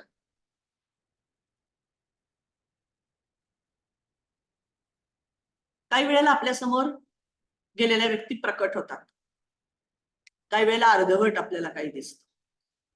तेव्हा कुठल्या ना कुठल्या तरी कारणासाठी ते आपल्याला कॉन्टॅक्ट करायचा, आपल्याशी कम्युनिकेट करायचा प्रयत्न करत असतात. ते आपल्याला हार्म करणं हा हेतू नसतो. काही लोकांनी सांगितलंय की मला खूप वर्ष एक बाई झोपाळ्यावर दिसायच्या जुन्या काळात असण्यासाठी. आणि जेव्हा काही मेणोरीला जाऊन अल्बम काढले, हे काढले, तेव्हा त्या माझ्या चुलत सासूबाई होत्या गेलेल्या की तिथे. पण म्हणजे सॉर्ट ऑफ म्हणजे उदाहरण सांगितलं की असे अनुभव लोकांना येतात. असं म्हणतात की गेलेले व्यक्ती एक्टोप्लाझम नावाचं द्रव्य वातावरण आणि आपल्या शरीरातलं शोषून घेऊन आपल्यासमोर प्रकट होतात. आपल्याशी फक्त ते कधी कधी कम्युनिकेट करायचा प्रयत्न करत असतात. सदेह दर्शनाचा सगळ्यात मोठा जगातला प्रयोग सर विल्यम क्रुक्स यांनी केलं. जे ऑटोमॉम मधलं थालियम नावाचं जे द्रव्य असतं त्या थालियमचा शोध सर क्रुक्स यांनी लावला आहे. पण एवढ्या मोठ्या रसायनशास्त्रज्ञाला सुद्धा या विषयाचं संशोधन करण्याचा मोह आवडला नव्हता, त्याच्यावर टीका पण झाली होती. तेव्हा फ्लॉरेन्स नावाची एक बाई होती, मीडियम बाई होत्या, त्यांच्या अंगात काही काही गेलेले जीव प्रकट व्हायचे. त्याच्यात एक महत्वाची व्यक्ती होती केटी किंग नावाची तरुण मुलगी गेलेली. तर त्या केटी किंगचे त्या त्या फ्लॉरेन्स ती कधी कधी लोकांना दाखवायची की आता केटी आली, तुम्ही तिला विचारा, यू कॅन टच. तर त्यांनी फ्लॉरेन्सलाच विनंती केली आणि त्यांनी तो प्रयोग बघितला. पण जेव्हा त्यांच्यावर काही टीका व्हायला लागली तेव्हा त्यांनी त्या लोकांना बोलवलं, काही ज्यांना जाणून घ्यायचं होतं त्यांना बोलवलं. खोलीमध्ये लोकांवर पीठ पसरून ठेवलं. एका मोठ्या कपाटामध्ये फ्लॉरेन्सला खुर्चीला हातापायाची दोरी हे करून बांधलं की लोक म्हणायची फ्लॉरेन्सच असेल की जी येते तिच्याच सारखे कुरळे केस. तर फ्लॉरेन्सला आत बांधलं, दार श्वास घेता एवढीच फट ठेवून त्यांनी फ्लॉरेन्सला ट्रान्समध्ये जायला सांगितलं नेहमीप्रमाणे. कपाटाच्या बाहेर केटी किंग अवतरली. केटी किंगनी त्यातल्या काही लोकांना शेखण केलं, स्पर्श केला गार हाताचा. एकाच्या हातामध्ये केस दिले, हे नेटवर पण हा प्रयोग आहे. आणि ती जेव्हा नाही त्याचे इन्फ्रारेड कॅमेरानी एकूण मिळून 51 फोटोग्राफ्स काढलेले, त्याच्यात कपाट बंद, बाहेर केटी, हे फोटो स्पष्ट आलेले आहेत. आणि जेव्हा कपाट प्रयोग झाल्यावर उघडलं तेव्हा घामाघूम झालेली, हातपाय बांधलेली फ्लॉरेन्स होती. हे जेव्हा डोळ्यांनी लोकांनी बघितलं तेव्हा कळलं की ही फ्लॉरेन्स नाहीये, फक्त केस हेअरस्टाईल कुरळी असली तरी फ्लॉरेन्स वेगळी आहे आणि केटी किंग येते. आणि पुढे केटीने मेसेज देऊन ती येईल अशी झाली काय यांनी, पण तिने अनेक प्रयोगाला ह्याच्यासाठी छान सहकार्य केलेलं होतं. डिस्कव्हरी चॅनेलवर आपण एक फिल्म बघू शकतो. त्याच्यामध्ये अमेरिकेतलं हॉन्टेड घर घेतलेलं आहे की जिथे त्या मालक कुठेतरी जिन्यात वगैरे असं लोकांना दिसायचं. मग ते घर हॉन्टेड या सदरात गेलं, तिथे कोणी राहील असं झालं. तिथली लोक राहायला जी यायची पुढे भाड्याने, ती सांगायची की वरच्या खोलीतल्या खुर्च्या फिरलेल्या असतात. तर तिथे मग त्यांनी प्राणी सोडून प्रयोग केले आणि परत इन्फ्रारेड कॅमेराने त्याचं शूटिंग केलं. तर तिथे खुर्चीपाशी गेल्यावर शेपूट हलवणं किंवा तिथे थोडे पुढे गेल्यावर सापाने पुढे न जायला नकार देणं, रॅटलस्नेकने अंग उचलून आपटायला लागणं की बाबा कोणीतरी असल्याची जाणीव, ही जी प्राण्यांनी काही काही रिॲक्शन्स दिल्या त्याच्यावर त्यांना वाटलं की हो, ही व्यक्तीचं इथे कुठेतरी अस्तित्व असावं की जे लोकांना कधी कधी तो जिन्यामध्ये दिसतो. म्हणजे सदेह दर्श याच्यातनं सुद्धा. किंवा एक हेलन डंकन नावाची मीडियम बाई होती दुसऱ्या महायुद्धाच्या काळात. तर तिच्या समोर काही काही गेलेल्या व्यक्ती प्रकट व्हायच्या आणि तेव्हा बरेच जण सोल्जर्स गेलेले असायचे युद्धामध्ये किंवा लापता असायचे. तर अशा वेळेला ती त्यांच्या बायकांना, पोरांना त्यांच्याशी कम्युनिकेट करायला मदत करायची आणि ती त्याचे प्रयोग करायची. तर एकदा हेलन डंकनच्या आणि तिच्या ह्या शक्तीचा उपयोग काही काही स्ट्रॅटेजिक करण्यासाठी ब्रिटिश आर्मीने केलेला होता, याचा कोर्टामध्ये पुरावा तिथल्या ऑफिसर्सनी प्रॉपर दिलेला आहे की हो, कारण तिच्या तिच्या जी शक्ती होती त्याचा आम्ही काही स्ट्रॅटेजी आधीच तिच्याकडनं काही कळतंय का असा उपयोग करत होतो. पण एका तिच्या प्रयोगामध्ये एक बाई तिच्या मैत्रिणी बरोबर आलेल्या होत्या. त्या बाईंचा मुलगा बरहम जी युद्धनौका होती त्याच्यावर तो मुलगा सोल्जर म्हणून होता. तर तो अचानक प्रकट झाला आणि तो म्हणला की जॅपनीज लोकांच्या हल्ल्यामध्ये बोट बुडालीये आणि मी तुला गुड बाय करायला आलोय. तर तिथे सायकिक न्यूजचे संपादक, त्यांचे 2 असिस्टंट्स होते, त्यांनी ताबडतोब संरक्षण खात्याला फोन केला की MK बर्मन बुडाली आहे का. पण तेव्हा नॉर्मंडीमध्ये अगदी सैन्य शेवटच्या जो पिरियड होता, सैन्य उतरवायचं आहे, तर ही बोट बुडाली हे गुप्त ठेवायचं अशी नुकतीच बैठक झालेली होती की काही गोष्टी आता आपल्याला डिस्क्लोज करायच्या नाही. मग ही गोष्ट लीक कशी झाली. तेव्हा त्यांनी सांगितलं की हेलन डंकनच्या प्रयोगामध्ये आता कळलं, कारण ती म्हणली तिथला अमुक अमुक सोल्जर्सनी हा मेसेज दिलाय. मग त्या हेलन डंकनला चक्क पुढचे 9 महिने तुरुंगात टाकलं होतं. त्याची लहान मुलं की तिचा हे उपयोग करत होते. पण हे म्हणजे त्या गेलेल्या व्यक्तींचे अस्तित्व त्या ह्याचं होतं. अशा खूप गोष्टी सिद्ध करतात की माणसाचं मृत्यूनंतर अस्तित्व असतं. ह्याची अजून एक मोठी गोष्ट, पुरावा म्हणू आपण, ते म्हणजे पुनर्जन्म. हे माणसाला एकच जन्म नसतो, मृत्यूनंतर आपण असतो. पुनर्जन्म म्हटल्यावर खूप जण म्हणतात की कशावरनं माणसाला पुनर्जन्म असतो. कशावरनं एकच जन्म आहे संपलं असं नाही. जर का तसं मानलं की हो आपण एकच देहात जन्म घेतो, तर मग आपण सगळे जगातले अगदी सोमालियातले जीव, आत्ताचे युक्रेन मधले जीव, सौदी अरेबियातले जीव, कुठले तरी आदिवासी, आपण शारीरिक, बौद्धिक, मानसिक, आर्थिक सगळ्याच बाबतीत वेगवेगळ्या रूपामध्ये का एकाच आई वडिलांच्या पोटी जन्माला आलेली 3 मुलं, 2 मुलं चांगली निघतात तर एक इतकं वाईट निघतं की अख्ख्या घराघराला त्याचा व्याप होतो. एकाच वेळी जन्माला आलेली 2 मुलं, एक दुधासाठी वणवण करतंय म्हणजे दूध मिळायची वानवा त्याला, तर एक सोन्याचा चमचा घेऊन जन्माला आला. मर्सिडीज मधून खिडकीतनं बघणारं पोर आणि त्याच्या बाहेर भीक मागणार, ही विषमता काय? एखाद्या चांगल्या जीवाला शारीरिक वेदना आणि मृत्यू काय की जो खरंच चांगला जीव आहे. एखादा माणूस धंडाणगी लोक कितीही वाईट कृत्य करून शिरजोरीने छान आयुष्य का जगतात? आपण त्याच वडील आपण जन्माला यायला का निवडले? आपला जन्म त्या ठराविक आई वडिलांच्या पोटी का आला? किंवा आपण काही काही सोलमेट्स म्हणतो की ह्या देशातली व्यक्ती त्या देशातल्या सोलशी का कनेक्ट झाली, कुठलं कनेक्शन? ह्या अशा अनेक गोष्टींचा जर का विचार केला तर असं लक्षात येतं की नाही, हे नक्की जर आपण म्हणतो की परमेश्वर हे कृपाळू आहे, तर ह्या यातना वेदना सुद्धा त्या त्या जीवांनाच का मिळतात किंवा आर्थिक सुद्धा शारीरिक हे त्या जीवांच्याच वाट्याला ते भोग का असतात, इतरांच्या का नसतात? तर कदाचित आपण काहीतरी केलेलं असणार आहे. मग ते केलेलं आहे तर कधी केलेलं आहे, ते मागे केलेलं असतं. किंवा आपण आई वडील सुद्धा तेच का निवडले? काही आई वडिलांच्या पोटी जेव्हा विकलांग मुलं जन्माला येतात की ज्याच्या फॅमिली हिस्ट्री नसताना, मग हे काय भोग होते हे जेव्हा प्रश्न पडतात, लोक रिग्रेशनही पुढे घेतात त्या गोष्टींसाठी पुढे होईल, तेव्हा असं लक्षात येतं की नाही, माणसाला नक्की एक जन्म नसतात. पुनर्जन्माचा सगळ्यात मोठा दाखला म्हणजे दलाई लामा. आत्ताचे दलाई लामा तेनसिंग ग्यात्सो 14वे. असं म्हटलं जातं की दलाई लामा पंचेन लामा, त्यांच्यातले लामा कॅटेगरी, त्यातलं रेनबो रिम्पोचे ही फिल्म जर का बघता आली, फ्रेंच टेलिव्हिजन चॅनलने केली तर बघा, कारण मी नुकतीच बघितली आहे. तर दलाई लामा किंवा कुठलेही वरिष्ठ लामा आपण जायच्या आधी माझा उत्तराधिकारी कुठे जन्माला येणार आहे हे लिहून जातात. तो भूभाग कसा असेल, काय असेल, सगळं वर्णन लिहून जातात डिटेल. ते गेल्यानंतर ते मूल मिळेपर्यंत मधली काही वर्ष त्या गादीवर कोणी बसलेलं नसतं, तर इतर त्यांच्या गादीच्या वतीने काही डिसिजन धार्मिक आणि राजकीय घेतली जातात. जेव्हा 13वे दलाई लामा गेले तेव्हा त्यांचं शोधपथक, त्याची एक प्रोसेस असते, बरीच प्रोसेस असते, पुस्तकामध्ये मी काही गोष्टी दिली. तर ते लामांचं शोधपथक निघालं, त्यांचा उत्तराधिकारी शोधायला. त्यांनी दिलेल्या वर्णनाप्रमाणे भूभाग, झोपडी, मागे झाड, इकडे दरी असं असलेल्या घरामध्ये एक 2.5 वर्षाचा मुलगा होता, लामो धोंडो. त्यांनी सांगितलं की हे असं असं आहे. जेव्हा ते लामांनी तिथे काठ्या ठेवल्या होत्या, ते बरोबर घेऊन आलेल्या, ती एक काठी त्या मुलाने काढली, त्यांनी सांगितलं की माझी ती खरोखर 13व्या दलाई लामांची होती.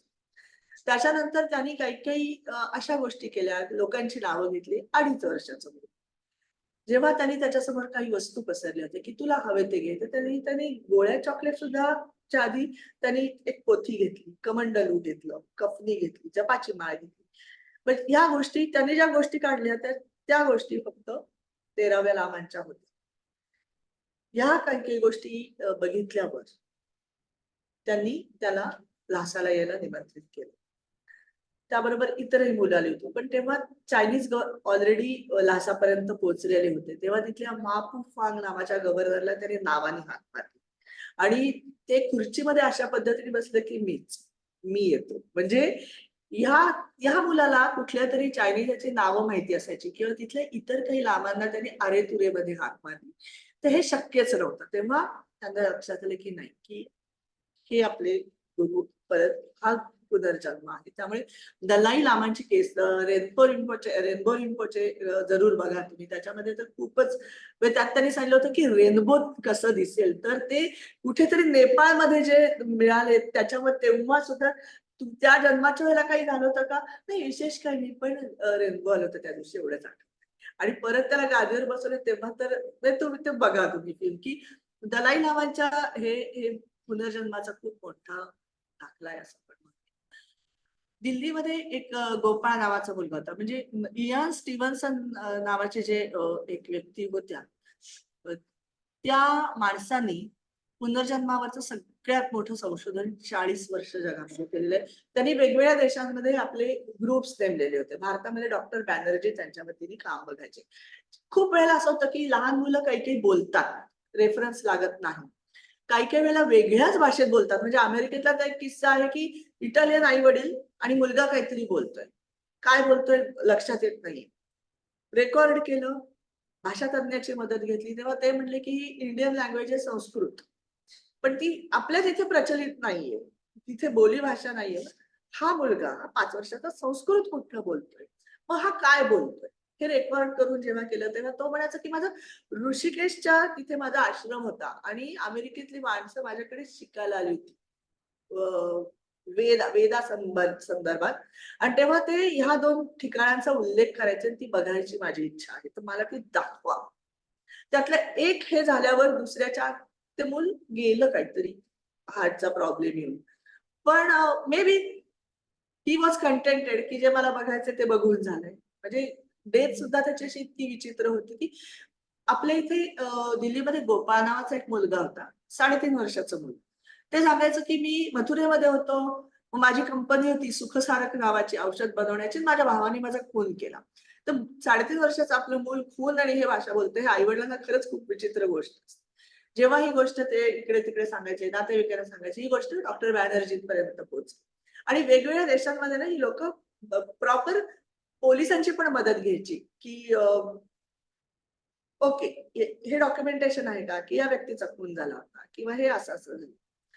तर हा गोपाळ जे सांगायचा त्याप्रमाणे ते मथुरेत गेले. तिथे सुखसारक बनवणारी नावाची कंपनी होती. त्याचा धाकट्या मुलाने खून केल्यामुळे तो तुरुंगात होता. हे 8 वर्षापूर्वी घडलं होतं.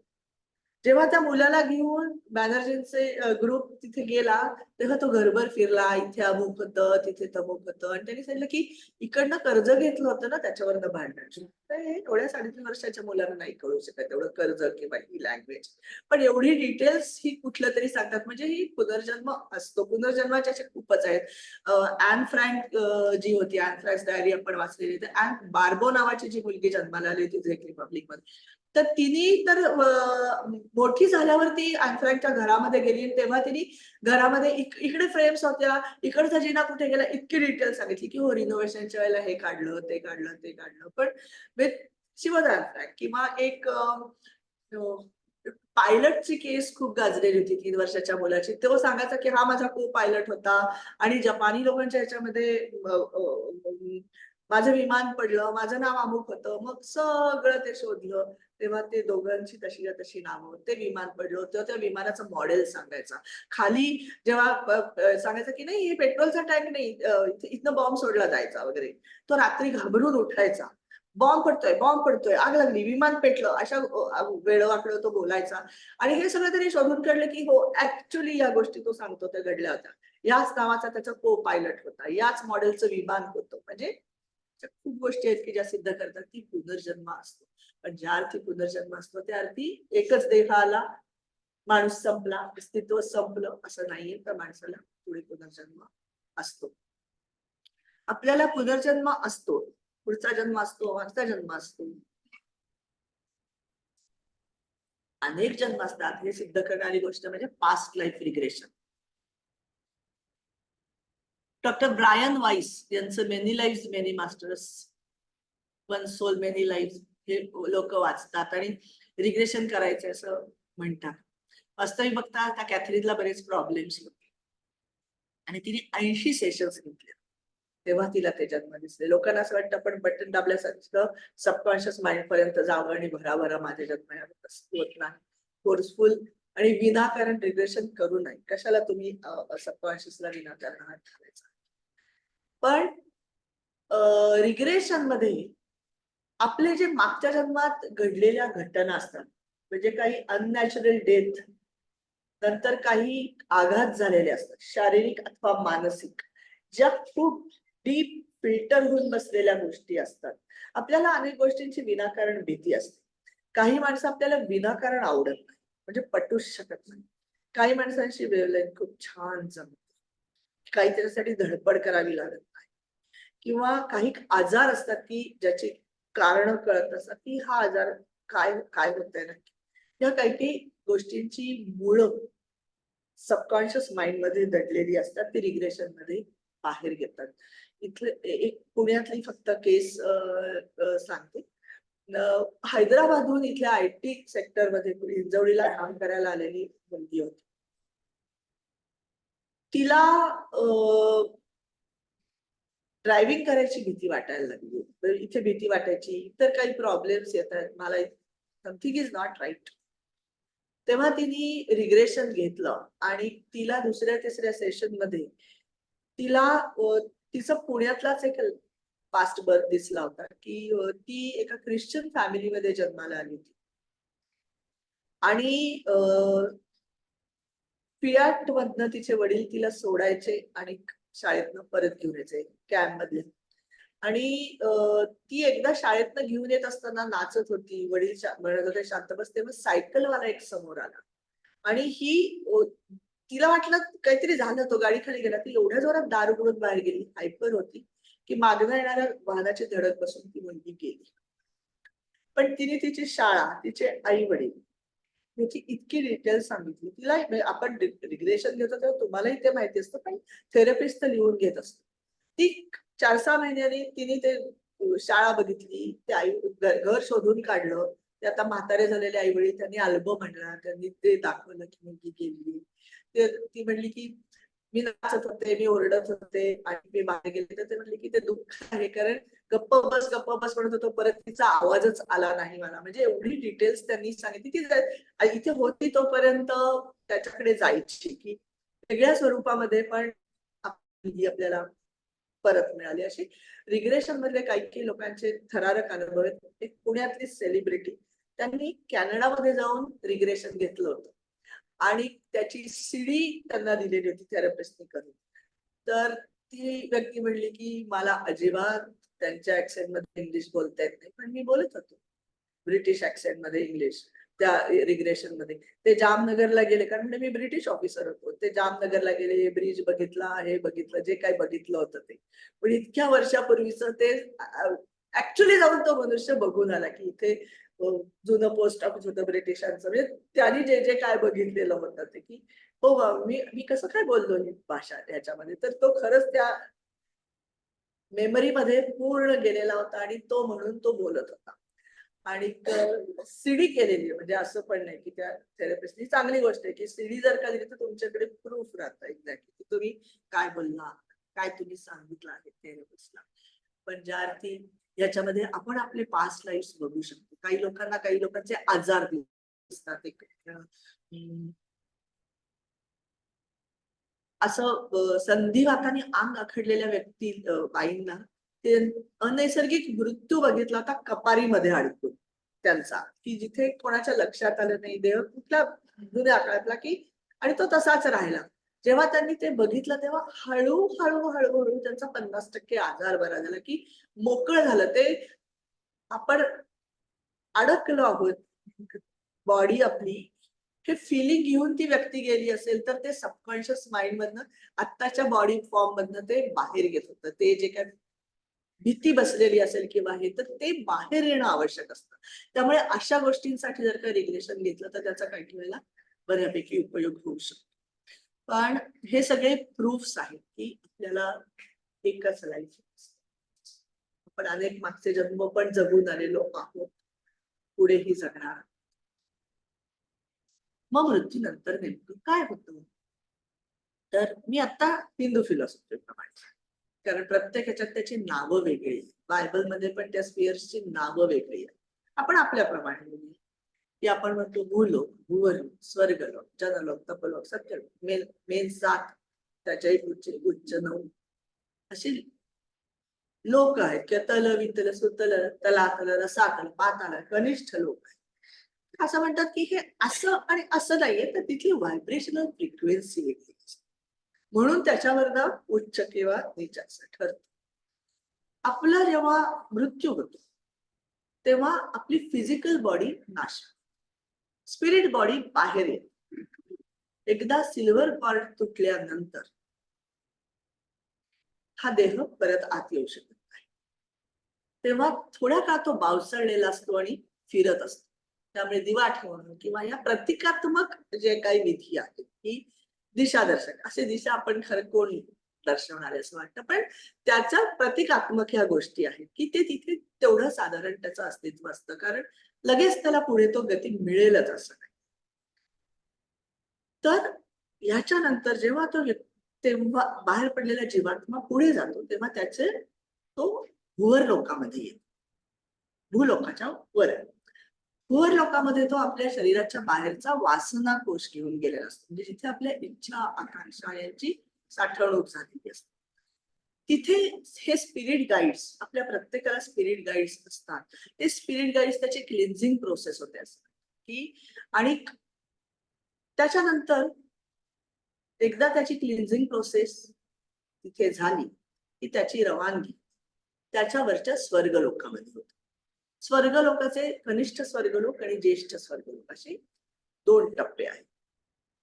स्वर्गलोकामध्ये आपल्या मनोमय देहामध्ये जे काही संस्करण झालेलं असतं त्याची क्लिन्झिंग प्रोसेस होते, कारण प्रत्येक वेळेला आपले संस्कार ते चांगलेच असतात अशातला भाग नाही, कारण हे सगळं मानवनिर्मित आहे. आणि खरं तर आपण निसर्गाच्या प्रमाणे जसं निसर्गात जगतात तसं ह्या कॉस्मिक लॉज प्रमाणे जगणं अपेक्षित असतं. आता जर का आपल्यामध्ये काही धार्मिक चुकीचे हे झालेले आहेत, काफिरांना मारा फॉर एक्झाम्पल, किंवा आपल्यामध्ये सुद्धा जातपात जे काय आहे, तर हे चुकीचं संस्करणाचं क्लिनिंग प्रोसेस ही स्वर्गलोकामध्ये होते असं मीडियम म्हणजे जे आतापर्यंत आपल्या लोकांनी काम करून ठेवलेलं आहे ते विशेष करून सांगतात की ही प्रोसेस झाल्यानंतर आपल्याला स्वर्गलोकातला आपल्या कर्माप्रमाणे पुनर्जन्म घेऊन परत भूलोकावर यायला लागतं. इथून 3 मार्ग निघतात, एक देवयान, पितृयान आणि जायस्वामृयस्वयान. ज्या लोकांचे आध्यात्मिक प्रगती खूप झालेली असते आणि ज्यांचा कॉन्शियसनेस खूप म्हणजे स्पिरिट बॉडी म्हणून आपण ही खूप मोकळी झालेली असते, ती लोक देवयान मार्गाने पुढे जातात. त्यांना पुनर्जन्म नसतो आणि ते पुनर्जन्म घेऊन आलेच तर संत महात्मे, ज्ञानेश्वर महाराजांचं उदाहरण घेऊ की 16व्या वर्षी ह्या पद्धतीचं ह्या लेवलचं लिखाण करणं, 21व्या वर्षी संजीवन समाधी आणि साधी समाधी याच्यात फरक असतो. संजीवन समाधी घेणं ही अशा प्रकारची लोक की फक्त मानवजातीच्या कल्याणासाठी येतात, त्यांना मटेरियलिस्टिक गोष्टीमध्ये काही इंटरेस्ट नसतो. असे जे जीव आहेत ते देवयान मार्गाने पुढे जातात आणि फक्त काही चांगल्या गोष्टीसाठी येतात आणि पुढे जातात. पितृयान मार्गाने आपण सगळे ये जा करतोय की आपली प्रगती प्रत्येक ह्याच्यात वेगळं काहीतरी शिकतोय, मोकळे होतोय, भरलं जात आहे कर्माप्रमाणे, ते आपले अजून फेरे चालू आहेत, ते आपण पितृयान मार्गाने जातो. आणि किड्या मुंग्यांसारखे जीव हे जायस्वामृयस्वयानाने त्यांचं संघात कॉन्शियसनेस लेवलवर चालू असतं. कर्माप्रमाणे आपण पुनर्जन्म घेतो असं आपण म्हणतोय की आपल्या कर्माप्रमाणे आपण जे मगाशी रिग्रेशन म्हटलं की त्याच्यामध्ये जे आपण मागचे लाईफ बघतो. आपण जे कर्म म्हणजे काय, तर आपण ज्या गोष्टी करतो, ज्या करवून घेतो किंवा आपल्या विचारामधनं सुद्धा जे आपण करत असतो की ह्याला मला गोळ्या घालायच्या, तुम्ही गोळ्या घातल्यात, सो माझ्या थॉट मधनं आय एम क्रिएटिंग नेगेटिव्ह कर्म. तर ह्या सगळ्या गोष्टी कर्माच्या अंतर्गत येतात. आपण जी काही चांगल्या कर्म करतो, वाईट कर्म करतो, याचं आकाशिक रेकॉर्ड ठेवलं जातं. आकाशिक रेकॉर्ड ही नोंद असते प्रत्येक ह्याच्यामध्ये, त्याच्यात प्रत्येक जन्मात लेस ऍड होत आहे. आणि आपण रिग्रेशन मध्ये जे आपले पास्ट बर्थ बघतोय that is Akashic record, actually Akashic record. कारण रिग्रेशन घेतो तेव्हा घेणाऱ्या माणसांना खूप आपणच केलेल्या भयंकर गोष्टी सुद्धा दिसतात. म्हणजे फक्त चांगल्या गोष्टी आपल्यावर झालेले अन्याय दिसत नाहीत, तर आपण केलेल्या चुकीच्या गोष्टी माणसं बघतात. हे मी केलं होतं, माणसांचा विश्वास बसत नाही, पण येस त्यांनी केलेले असतात. तर हे तुम्ही आकाशिक रेकॉर्डचाच एक पार्ट रिग्रेशन मध्ये बघत असतात. तर ह्या आकाशिक रेकॉर्ड मध्ये आपल्या कर्मांची प्रत्येकाच्या नोंद होत असते. त्याच्यात बॅलन्स शीट मध्ये ऍडलेस होते. तर कर्म आता आपण म्हणतो, तर कर्म म्हणजे काय, तर एक पहिलं म्हणजे प्रारब्ध कर्म, दुसरं संचित आणि क्रियमान, की जे अनेक जन्म आपण करत आलोय आतापर्यंत साठत आलोय, दॅट इज संचित कर्म. आत्ता आपल्या जन्मामध्ये आपण काही चांगल्या गोष्टी पण आहेत, आपल्या वाईट पण गोष्टी आहेत. तर आत्ता जी आपल्याला फळं मिळाली आहेत ती आपण आतापर्यंत करत आलोय, तर संचित कर्माचा या जन्मामध्ये व्यक्त झालेला जो भाग असतो दॅट इज प्रारब्ध कर्म, की त्याची फळं चांगली कडू गोड जी आहेत दॅट इज प्रारब्ध कर्म. आणि क्रियमान कर्म म्हणजे आत्ताच कर्म केलंय, फळं ही आत्ताच मिळाली, किंवा मी कर्म अनेक जन्म करून चुकलीये, याही जन्मात करते, त्याची फळं पुढे मिळणार आहेत, की जी आत्ता दृश्य स्वरूपात नाहीये त्या जन्मात, दॅट इज क्रियमाण कर्म. संचित कर्म तर आपण आतापर्यंत करून आलो. प्रारब्धाच्या बाबतीमध्ये असं म्हटलं जातं की हे आपण केलेल्या गोष्टीची आत्ता हे आहे. पण खूप वेळेला आपल्याला ज्या काही समस्या असतात त्यावेळेला खूप वेळेला आपण ऐकतो आपल्या माझं नशीबच असं आहे, किंवा परमेश्वराला दोष देतो की ह्या लोकांचं बरं आहे, मी काहीच न करता का. तेव्हा लक्षात यायला पाहिजे की मीच कधीतरी मागे काहीतरी करून ठेवलेलं आहे, की मग ते जर का त्याच्यावर मग उतारा, मग कोणाच्या पूजा, हे ते असं करण्यापेक्षा ते भोगून संपवून टाकलं. कारण असं म्हणतात की कर्माचा कॉस्मिक लॉ आहे, त्याच्यात तुम्ही ह्या कर्माने त्याची रिप्लेसमेंट होईल का, तर होत नाही. त्या कर्माची शिक्षा तीच, तर ती भोगून संपवून टाकावं. ते जर का हे केलं तर कॅरी फॉरवर्ड होतं, पण ते नील होत नाही. कारण आपल्या आयुष्यामध्ये खूप अशा चांगल्या पण गोष्टी असतात की खरं विचार केला तर असं वाटतं की खरंच ही गोष्ट माझ्या वाट्याला यावी, ह्याच्यात माझं काय आहे, काहीच नाही. पण मग त्याचा आपण परमेश्वराला पण विचारत नाही की माझी लायकी नसताना ह्या चांगल्या गोष्टी कशा काय माझ्या वाट्यात आल्या, पण आपण दुसऱ्या गोष्टीचं मात्र असं हे करतो. तर हे प्रारब्धाकडे ह्या कर्माच्या ह्याच्यातनं बघितलं तर गोष्टी आलेल्या वाट्याला ओके त्या स्वीकारून पुढे जायला खूप सोपं पडतं. आणि क्रियामान कर्माच्या बाबतीत म्हटलं तर आपण जी कर्म करतोय ती कॉन्शियसली जर का केली, या पुढच्या आयुष्यामध्ये आपल्याला खूप त्याचा फायदा होणार, की आतापर्यंत ज्या गोष्टी झाल्यात, पण याच्या पुढे जर का आपण नक्की काय करतोय हे लक्षात ठेवून जर का केलं तर आपण आपलं पुढचं लाईफ कदाचित थोडं चांगलं बनवायला मदत करू शकतो. तर आपण जेव्हा पुनर्जन्म घ्यायचा ठरवतो स्वर्ग लोकात आता परत पृथ्वी लोकावर यायचं, तेव्हा आपण आपल्या आकाशिक रेकॉर्ड प्रमाणे आपण ठरवतो की मला माझा पुढचा जन्म कसा पाहिजे, म्हणजे ह्या वाईट गोष्टी मी भोगून संपवून टाकणार आहे, ह्या चांगल्या गोष्टी ही निवड करतो. त्याला अनुसरून माता पिता निवडले जातात, की त्यांनी पण तोच लाईफ प्लॅन निवडलेला असतो. जे मी मगाशी म्हटलं की एखादं विकलांग मूल त्याच ह्याच्या पोटी काय आहे, किंवा ते मूल जाण्याचं दुःख काय असतं, तर त्याची खूप वेळेला कनेक्शन्स मागे रिग्रेशन मध्ये किंवा ह्याच्यामध्ये स्पष्ट लोकांना दिसलेली आहेत की ओके हा बॅलन्स नील होतोय. त्यामुळे तो सोल हेच आई वडील जन्मासाठी निवडतो, किंवा ते पण तो सोल अट्रॅक्ट करतात की त्यांना तो बॅलन्स त्या सोलची आपला नील करून टाकायचा असतो. अशा गोष्टी घडत असतात. आपण त्या आई वडिलांचं पोट निवडतो की जिथे आपण ठरवलेला लाईफ प्लॅन सक्सेसफुल होणार. आपण जेव्हा पुनर्जन्म घेतो तेव्हा साधारण 800 ते 1200 वर्षापर्यंत तो काळ असतो. म्हणजे काही व्यक्ती गेल्यानंतर लगेच जन्माला येऊ शकतात, कोणी वर्षभरात जन्माला येईल, कोणी 200 वर्षांनी, कोणी 700 वर्षांनी, पण हा काळ 1000 ते 1200 वर्षापेक्षा जास्त नसतो. एकदा तुम्ही स्त्री देहात असाल तर पुढच्या वेळेला पुरुष देहात सुद्धा असाल, कारण हा सर्वांगीण आध्यात्मिक विकासासाठी हे देह बदल, कारण दोन्ही देहांमधले अनुभव वेगळे असतात. त्याचप्रमाणे असं म्हणतो की अमुक केलं की या प्राण्याचा जन्म येईल, तमुक केलं की, तर एकदा आपण खनिज योनी, वनस्पती योनी, प्राणी योनी, 84 दशलक्ष जे या योनी 3 ओलांडून जेव्हा आपण मनुष्य रूपामध्ये येतो, तर ते आल्यावर आपण सहसा मागे जात नाही. म्हणजे प्राण्यांना 5च कोश असतात. मग अशी आपण ते 7 बघितलं. जसं उत्क्रांती अशी होते डार्विनच्या याच्याप्रमाणे. उलटे तुम्ही झेंझाथ्रोपसकडे नाही जात, तसंच उलटे कोशांच्याकडे तुम्ही जात नाही. पण मग काय, तर त्या पद्धतीचं आपल्याला म्हणतो की आळशीपणा केला ना म्हशीचा जन्म येईल डुंबरभर. तर म्हैस त्या चिखलामध्ये आनंदीच आहे. आपल्या उत्क्रांत मेंदूला ते चुकीचं वाटतं. किंवा अजगरासारखा सुस्त अजगर मजेत आहे, आपल्याला ते मानवी मेंदूला ते गैर वाटतं. म्हणजे त्या प्रकारचं आयुष्य येईल. आपण डुकराचं आयुष्य म्हणजे आता कधी कधी आपण रेल्वे लाईनच्या शेजारची ती खेळणारी नागडी उडी मुलं, तिथेच कुत्री, तिथेच डुकरं, तिथेच गटारं, म्हणजे त्या प्रकारचं आयुष्य येईल असं जाणकारांना सांगायचं असं. म्हणजे प्राण्याचं म्हणण्यापेक्षा त्या प्राण्यांचं मनुष्य रूपामध्ये अशा प्रकारचं आयुष्य हे यातनादायी असतं. म्हणजे अमुक गोष्ट केली की त्या प्रकारचं यातनादायी आयुष्य येईल. पण प्राण्यांचा ह्याच्यात सहसा तुम्ही येत नाही. एकदा खनिज, वनस्पती, प्राणी योनी ओलांडून मनुष्य योनीमध्ये आल्यानंतर साधारण 60 ते 80 वेळेला आपल्याला पुनर्जन्म घ्यायला लागतो. तेव्हा आपली पूर्ण मुक्तीकडे आपण जातो. म्हणजे आपली वासना इच्छाकोश मोकळा होऊन आपण देवयान मार्गाने जायला तयार होतो की आता पुनर्जन्म घ्यायची गरज नाही. 5वी महत्वाची गोष्ट म्हणजे ग्रुप कॉन्शियस, ग्रुप रिइन्कार्नेशन.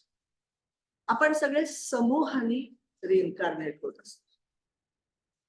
या जन्मामधले नवरा बायको पुढच्या वेळेला बिझनेस पार्टनर्स असू शकतात, मैत्रिणी असू शकतात, आई मुलगा असू शकतो. नाती बदलतात, पण आपण एक समूहाने रिइन्कार्नेट होत असतो. कारण आपण कर्माची देणी घेणी, कर्माचे बॅलन्सेस आपण आपल्याच लोकांशी क्रिएट केलेले असतात. आणि ती देणी वसूल केल्याशिवाय आणि दिल्याशिवाय त्या 2 जीवांची एकमेकाच्या ह्याच्यातनं सुटका नाही. ती वेगवेगळ्या नात्यातनं येत राहतात. आणि त्याप्रमाणे आपले संबंध कसे असतात आपण बघतो की खरंच काही नाती जपायला काही कष्ट करायला लागत नाही. ती तसेच सुसंबद्ध व्हायब्रेशन्स मध्ये ती माणसं आयुष्यभर आपल्या बरोबर राहतात. काही माणसांशी पटतच नाही. मग तुम्हाला नाहीच, म्हणजे कितीही आम्ही चांगलं वागा ते होतच नाही. का? कारण तुम्ही ते कॅरी फॉरवर्ड झालेलं आहे, कुठेतरी ते संपायला हवंय. तेव्हा जे माफी आजकाल आपण होपोनोपोनो ही टेक्निक्स करतो की फॉरगिव्हनेस, की तुम्ही जर का त्या सोलला फॉरगिव्ह केलं तर तुमच्याकडनं पास होणारी नेगेटिव्हिटी आपण थांबवतोय. आपण ती नेगेटिव्ह कार्मिक कॉर्ड कट करतोय.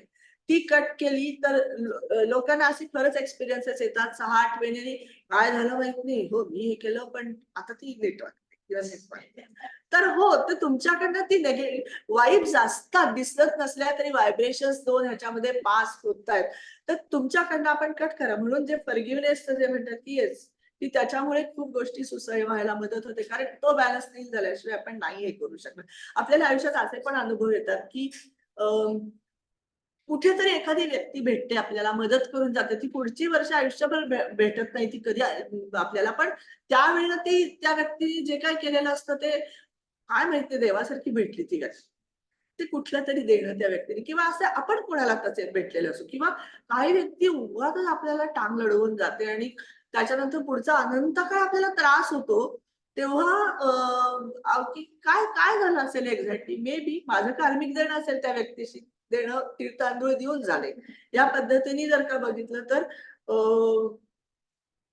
म्हणजे खरंच ग्रुप रिइन्कार्नेशन असतं. त्यामुळे आपण आपल्याकडनं थॉट प्रोसेस आपली बदलू शकतो का? तो बदलू शकतो. आणि ती बदलली तर, कारण शेवटी नातेसंबंध जेवढे माणसाला आयुष्यात त्रास देतात ना, तेवढी कुठलीच गोष्ट देत नाही.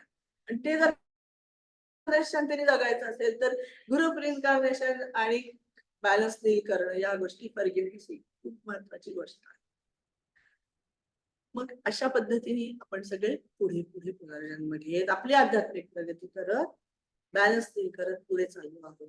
मृत्यू हा फक्त स्वल्पविरामी आहे आपल्यामध्ये. हा जन्म, पुढचा जन्म वेगळ्या ह्याच्यात आपण क्लिनिंग प्रोसेस येणार आहोत. मग आपण मृत्यूला का घावू?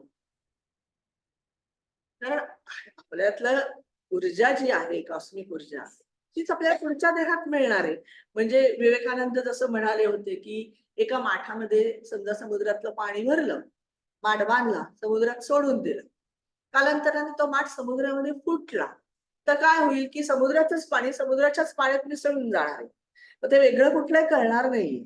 तसं आपल्यातली ही ऊर्जा, ज्याला आपण स्वसंवेद्य आत्मरूप ज्ञानेश्वरांनी जे म्हटलेलं आहे, जे आत्मरूप म्हणजे ही जी पवित्र ऊर्जा, कॉस्मिक ऊर्जा आहे आपल्या, त्याच्याला आपण आत्मा म्हणतो. ह्या फक्त ही बाहेरच्या कॉस्मिक ऊर्जेत मिसळून जाणारे, फुटणारे, तो हा माठ फुटणारे. पुढच्या जन्मात, या जन्मात अशा माठ असेल, पुढच्या जन्मात सुरई म्हणून असेल, काय माहित. देहाचं स्वरूप वेगळं असेल, पण तोही माठ फुटून वेगळं अजूनही होणार आहे. मग फक्त या माठ फुटण्याच्या प्रोसेसला आपण एवढे का घाबरतो की हा माझा माठ फुटणार आहे, फुटण्याचा काळ जवळ आलाय का. ओशो एकदा ओशोंचं एक छान लेक्चर ऐकलं होतं मी, की त्याच्यात ते म्हणले होते की आपण, आपल्याला माहिती आहे की आपल्या शरीरातल्या प्रत्येक सेलला कॉन्शियसनेस असतो, प्रत्येक सेलला. मग आईच्या युट्रेसच्याही सेलला कॉन्शियसनेस आहे. मग जर का बाळाचा जन्म झाल्यावर त्या सेलनी असा विचार केला, त्या कॉन्शियसनेस, की इतके दिवस माझ्यात एक जीव होता, आता तो इथे नाहीसा झालाय, म्हणजे तो मेला तर नाही, तो इथनं बाहेर गेलाय, पुढे कुठेतरी त्याचं अस्तित्व आहे, तो वेगळा जीव म्हणून जन्मतो. तसंच आपल्याही आयुष्यात असतं की इथनं आपण जरी गेलो तरी पुढे पुढे चाललेलो आहोत, आधी वेगळ्या डायमेन्शनवर, नंतर परत इथे, आणि नंतर कालांतराने कायमचं नाहीसं मुक्ती, मोक्ष आपण म्हणतो की जे जिवंतपणी आपण अनुभवू शकतो जेव्हा आपला वासनाकोश पूर्ण रिकामा होतो, इच्छातनं मुक्ती होते, मटेरियलिस्टिक गोष्टीतनं मुक्ती होते. मग असं असताना पण मृत्यूला घाबरायचं काहीच कारण नाहीये. मृत्यू हा फक्त स्वल्पविराम आहे, म्हणजे त्याला आपण स्वीकारतो कसं, म्हणजे त्याच्यापेक्षा अपंगत्वाची जास्त भीती वाटते की ऍक्सिडेंट टू मेलेलं परवडलं पण अपंगत्व न, कारण हा फक्त स्वल्पविराम असणार आहे. पुढे आपण जगतच राहणार आहोत, मग मृत्यूला घाबरायचं कारणच नाही. तर आपण असे सगळे आध्यात्मिक प्रगती करत पुढे चाललेलो आहोत, आणि आपले पुढचे जन्म सुकर व्हावेत, आनंदी व्हावेत, मनस्थिती शांत राहावी, चांगली माणसं भेटावी, त्याच्यासाठी आपण परमेश्वराजवळ प्रार्थना करूया. ओम पूर्णमदः पूर्णमिदं पूर्णात् पूर्णमुदच्यते पूर्णस्य पूर्णमादाय पूर्णमेवावशिष्यते. ओम शांती शांती शांती. थँक्यू.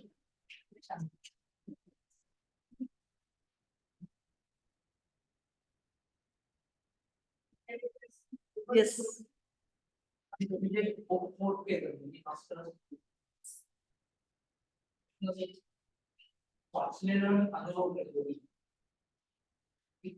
हे बंद करशील का आता करता?